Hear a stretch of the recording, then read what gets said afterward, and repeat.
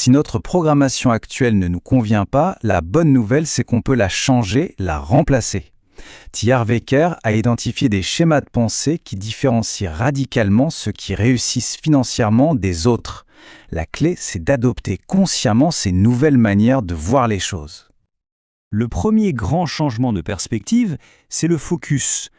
Face à une situation où une personne avec un plan de pauvre va voir tous les problèmes, les risques, pourquoi ça ne peut pas marcher.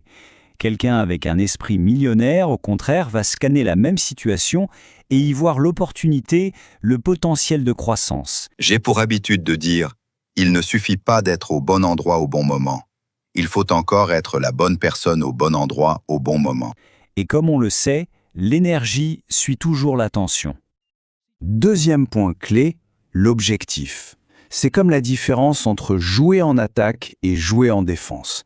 Les riches jouent pour gagner, pour marquer un maximum de buts, pour créer l'abondance. Les autres jouent pour ne pas perdre. Ils sont focalisés sur la survie, la sécurité.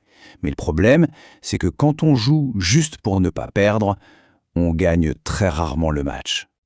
Alors ça, c'est un point absolument crucial et parfois un peu difficile à avaler. On ne peut pas devenir ce qu'on méprise. Si au fond de nous, on pense que les riches sont des gens mauvais, notre subconscient fera tout pour nous empêcher d'en devenir un.